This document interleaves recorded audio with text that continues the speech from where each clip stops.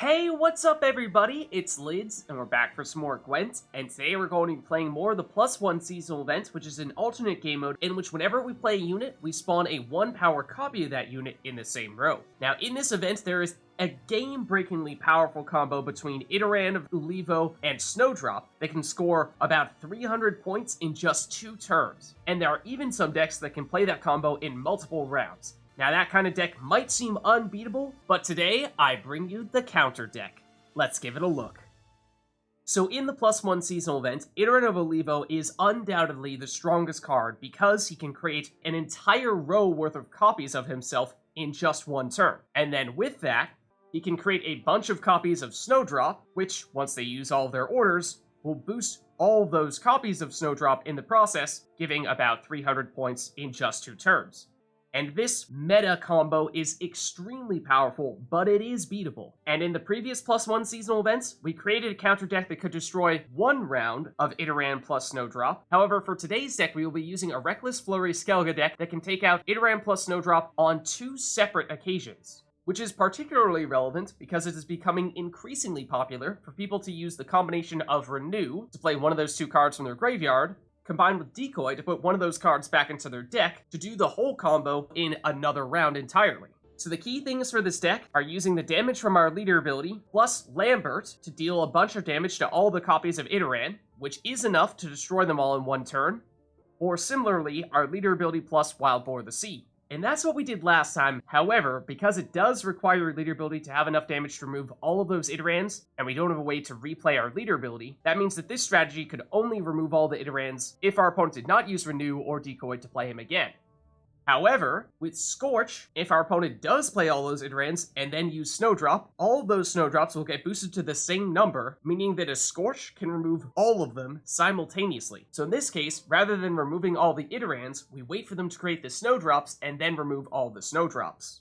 And the rest of the deck is filled with either tutors to get those cards more easily, or additional sources of damage that don't have quite enough to get rid of all of the Idarrans in 1 turn, but can get you pretty close in case you don't get exactly the cards you need. So now I'll flip through the deck to show you what else we have. And Dagur Two Blades is our primary point scoring engine. Of course, this deck is primarily focused on dealing tons and tons of damage, so we're probably going to be in a lot of low scoring matches, but in case you're going against someone other than Idarran, or if you're going against an Idarran deck and you're trying to win a round in which they're not actually playing Idarran, then Dagur is going to be your key way to score points. Then Geralt Quen is the tutor to get Lambert. However, we do have a few other witchers that are useful as well. Then Dire Bear is an interesting one, because while this doesn't destroy any of our opponent's cards, it can potentially prevent our opponents from getting any boosts in one of their rows. So if we're talking about the Idarran plus Snowdrop combo, then this won't be enough to stop all of the Snowdrops, because they're likely going to be split a little bit between 2 different rows, but this could still weaken that combo a lot, and is also really helpful in rounds when they are not using Snowdrop, or when your opponent is playing an entirely different deck. Then Gerd is another source of damage capable of removing a lot of 1-power copies, however is not enough to remove all the Idarrans even when combined with our leader ability. Then Herkja is an interesting one because this is one of our proactive sources of damage, so if, for example, you're going first, you can play Herkja, giving you a little bit of extra damage for when your opponent does ultimately play the cards that you want to destroy. Then Gimpy Gerwin is another new addition that can provide a lot of damage when we're going against Idarran, though again this is unlikely to be enough to completely remove all those Idarrans, even when combined with our leader ability. Then Northern Wind is here just in case your opponent has only 1 Idarran left and you want to banish it so they can't use Renew to bring it back. Then the Drummond Berserker does give you a little bit more damage, but for the most part is here just to give you a lot of points in non-Idarran rounds, especially because the 1-power copy of it that you create will immediately transform into a Bear Abomination, so instead of being a 1-point copy, it's a 6-point copy. Then the Bear Witcher Mentor is one of our finishers, because with all the 1-point copies being created, and with all of our damage, there's going to be a lot of damage units out there, and this is another potential target for Geralt Quen. Then Samum is another potential Idarran counter, though for a different reason. In this case, the idea being that assuming that you're going against Guerrilla Tactics Idarran, and your opponent has moved several of those Idarrans into a different row with Guerrilla Tactics, You destroy one of those Idarrans that they moved with Samum, which will move the other Idarrans in that row back into the row in which they originally played Idarran, making that row very crowded and giving them very little space to spawn in additional units.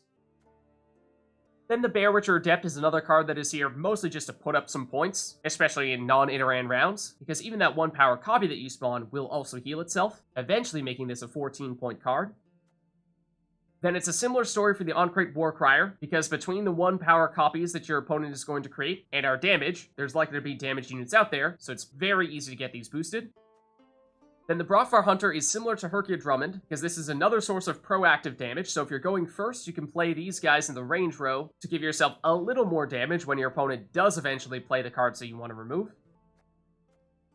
Then lastly, we have the Craite Marauder, and this is probably the worst card in this deck, a card that you'd rather not have in your hand, but it does give a little bit of damage, so it may help a little bit to remove the units that your opponents are creating copies of, or at the very least, it's given a little bit more of a boost to Dagur. So there's a look at the deck, and it is of course designed specifically to counter the Idarran plus Snowdrop combo, but it does have so much damage that it can work against other opponents as well. So with all that being said, let's go see it in action. Alright, so going in Skellige here, and we'll go first. Alright, so this is Guerrilla Tactics Skellige, which means I think we have to act on the assumption that this is potentially an Idarran plus Snowdrop deck. But then the question becomes, do we expect Idarran plus Snowdrop in round 1, 2, and or 3? And generally what I've seen is that people will deliberately play just Movement Skellige in round 1, and then break out Idarran in round 2. So let's make sure we're prepared. Let's get rid of Brokvar Hunter, and maybe the Craite Marauder as well. And probably don't need 2 Samums.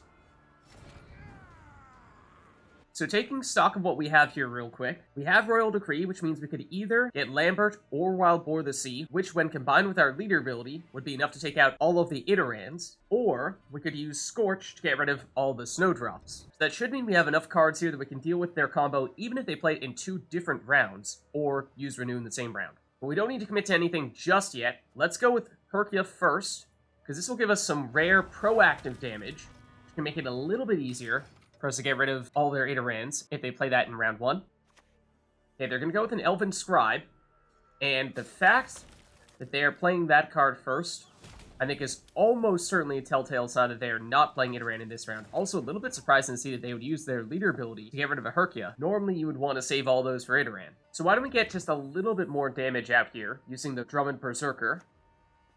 Because, of course, we don't want to commit anything really big here that we want to save for Idarran plus Snowdrop. And we did get rid of one of the Elven Scribes, so that's great. And now they're going Oneiromancy. And this could be a way to get one of those cards. Here is Idarran. Okay.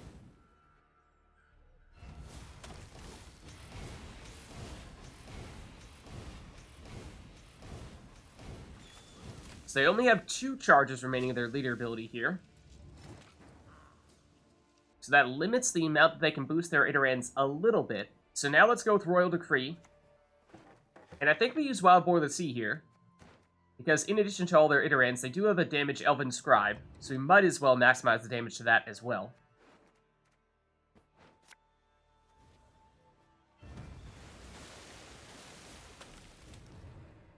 Alright, and so now we use our leader ability charges. And if we go with one more, we just need 1 damage on this Idarran. We got it, okay. So if we really wanted to, we could use Herkja's ability here. Get rid of this Idarran. I think we do that.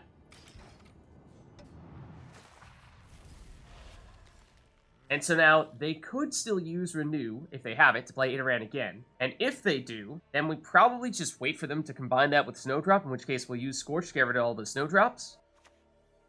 It's a Sorceress of Double Fauna, so they may just try to get by without Idarran for the rest of round 1. And if that is their strategy, then of course, we have a pretty nice advantage at the moment. And so for that reason, I think we don't play anything too aggressive here. We save all of our big stuff for round 2 and round 3, or for if they play their next round of Idarrans with Renew. In which case, let's go with Samum here, and deliberately hit this Sorceress of Double Fauna, because if we do so, it won't kill it, but it'll drop it down to 1 power, which means its order ability is useless, unless they can find a way to boost it.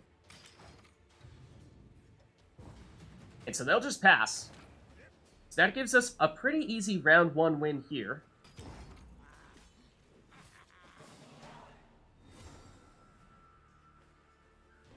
Alright, so we are down a card here for round 2, which in many circumstances might mean we drive past to get back on even cards for round 3. However, I think what we want to do here is if they have Renew, let's try to bleed it out and get them to play it in round 2 so that they absolutely do not have it in round 3. And even if they do play it and they combine it with Snowdrop, we can use Scorch to get rid of all the Snowdrops. So let's get rid of Samum. And I don't necessarily think we want a Bear Witcher Adept. Not that the Marauder is much better. But let's start by playing the Brokvar Hunter, because this gives us a little bit more proactive damage. Herkja is usually the best for that, but the Brokvar Hunter is a decent plan B. And they'll go with the Cat Witcher here, and that's a little bit of an issue, because in all likelihood they will get rid of this Brokvar Hunter. Yeah, they do. So again, I think let's not play anything big until we absolutely need to, and we might even be able to get away with an Craite Marauder here. Because if we play this, and combine it with the damage from the Brokvar Hunter, then we can almost get rid of all their Cat Witchers. Now, of course, if they do have Idarran, this would be a decent time to play him, because our Brokvar Hunter is going to be on cooldown. But no, they're going with the Dryad Matron. This is usually the card I see people leading off with when they are playing an Idarran deck, but don't want to immediately reveal that that is going to be their plan. And so one thing we could do here is, since they've played their Dryad Matron in their range row, and if they have Gezras, he also boosts in the range row, we could consider breaking out the Dire Bear. I think we give that a shot. Let's do it here through Oneiromancy. Not to mention, that is a beast, so that will take our Brokvar Hunter off of cooldown, which means we can get rid of this Cat Witcher. Okay, now they're going Oneiromancy. Going with Francesca Findabair. Now, she's obviously a great card, so at the very least, we force them to play her here. And so I think what we do now is we play the Craite Warcrier, give it a little bit of time to get boosted up from their damaged units, with the idea that hopefully they're not going to be able to trigger Francesca's ability on their next turn, so that on our next turn we can get rid of one of them with Gerd. So that's the plan, at least. Let's give it a shot. We, of course, want to play these guys in the melee row where they aren't going to get their boost prevented by the Dire Bear. Okay, now they're going Dryad's Caress. That's one special card. So that does now make it much more difficult to get rid of this Francesca Findabair. But either way, if we don't play Gerd on this turn, then his Adrenaline 3 is going to kick in and he's going to become much weaker. So I think we pretty much need to play him here. And if we play him in the range row, we could get rid of this Dryad Matron when combined with our Brokvar Hunter, but because Dire Bear is preventing these guys from doing any boosted, that's not really a threat. So I think we do play him in the melee row. And probably just hit this Francesca, even if it's not likely we'll be able to take her out. Okay, now another Sorceress with Double Palma.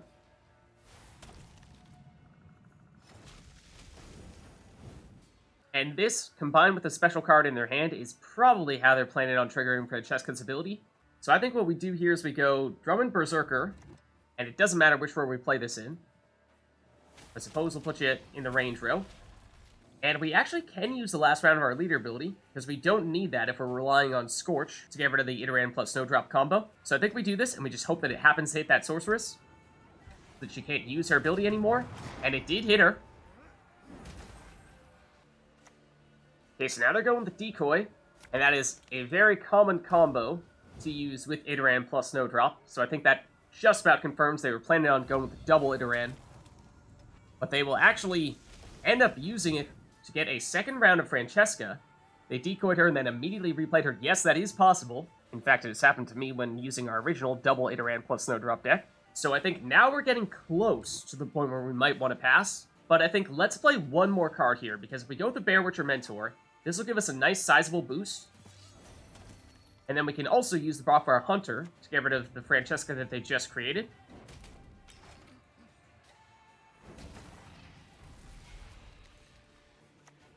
Okay, then they're going Surrender.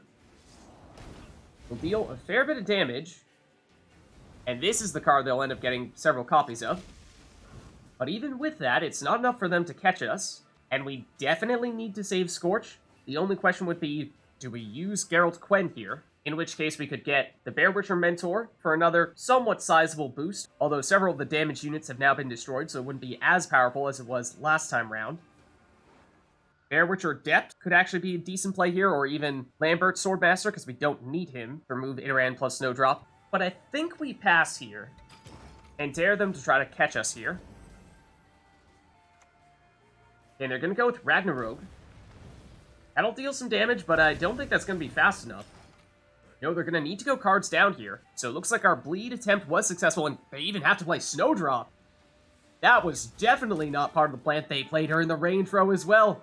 They're not going to be able to boost her. That's a huge misplay. So I don't even think they're going to be able to catch us in round 2, even if they play the last of their cards here. It's teleportation to replay the Sorceress of Dolbothana. But that will not be enough. So we 2-0 the double Idarran Snowdrop combo. Alright, so going in Skellige here. And they'll go first. Alright, and for our starting hand, we have Geralt Quen to get ourselves Lambert, although we already have Lambert in our hand. And Dire Bear, also very helpful. Don't think we need the Marauder. Herkja is good for proactive damage. Then don't need Northern Wind, I don't think. And the Warcry can give us a little bit of extra points. They're going to start out with the Smuggler. So they're going with some hand boosting. And that may mean they're not going to go with Idarran plus Snowdrop in round 1, in which case, why don't we focus on putting up as many points as possible, rather than focusing on countering Idarran plus Snowdrop this time round. So let's go with the Warcrier. Because, of course, with the damage unit out there, this will be an easy source of boost. And they're going to double down on the hand boosting as well. And then here they're using their tactic, and that tactic is a good sign that they are probably an Idarran plus Snowdrop combo, because they need that to guarantee they have the right cards in their hand. Let's go with another round of Warcriers.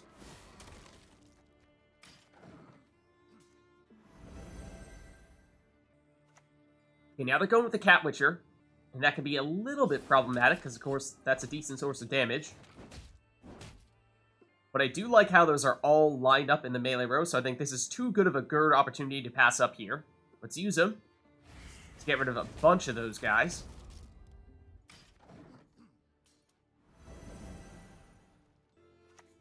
Okay, now they're going with Dolbothana Sentry, so yeah, they're going for the movement here. And they'll even use the leader ability charge, which is a little unusual, because you usually need those for Idarran plus Snowdrop if you're trying to do that 2 times. But I think that means this is probably a good time for us to use the Dire Bear to shut down some of that boosting. And we want to put it in the range row in case they play Gezras.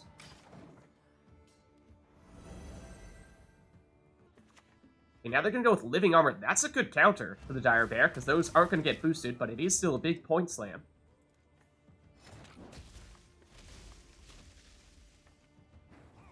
Alright, so we're in a decent place here, points-wise. So I think we go with the Drummond Berserker. That way we don't need to sacrifice any of our big cards that we want to save for Idarran plus Snowdrop. Now they're going with their Defender. Not sure what they're trying to block here.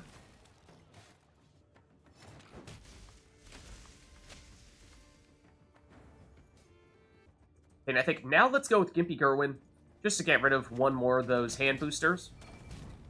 And again, because we don't need too many more points here, we are still in a comfortable lead. And now they're going with Milena, and that's another card that you oftentimes need for double Idarran plus Snowdrop. So interesting to see them sacrifice it here.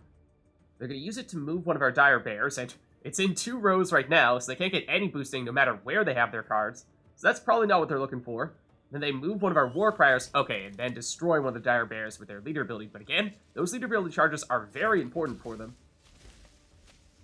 So that is a big sacrifice for them to make. So I think this might be the last card we want to play here, in which case the Bear Witcher Mentor is a good finisher.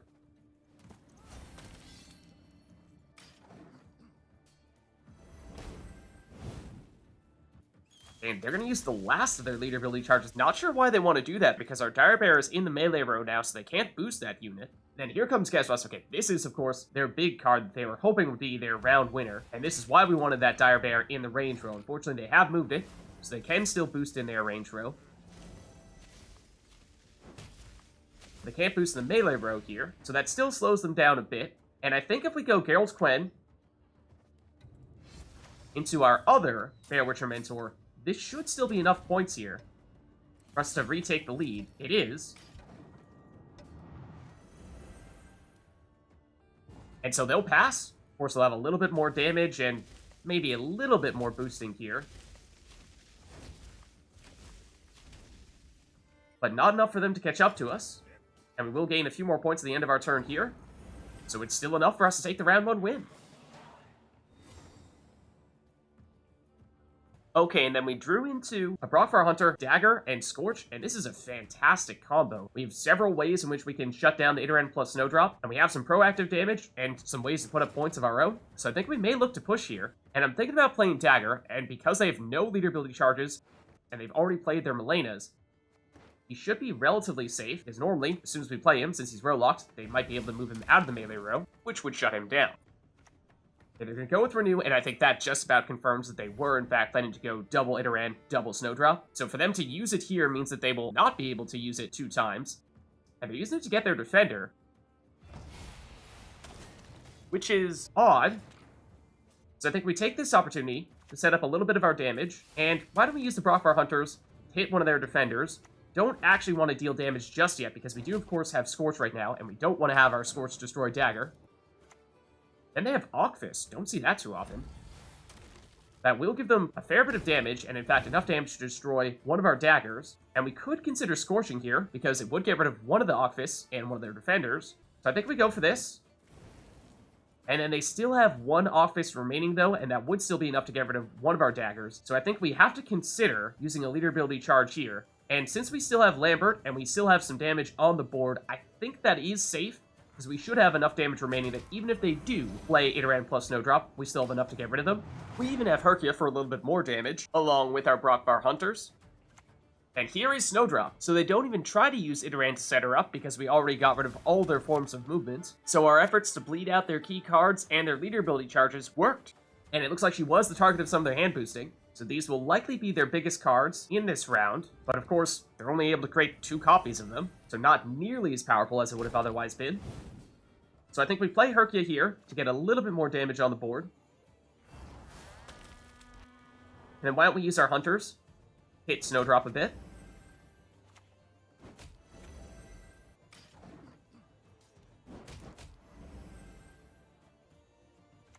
Okay, now they're going to go with Dunka. And with her, they will get rid of one of our Herkjas. That's unfortunate, didn't get the chance to use her order. And they'll even hit our other Herkja as well. So I think we go with Lambert here, it's our only option remaining.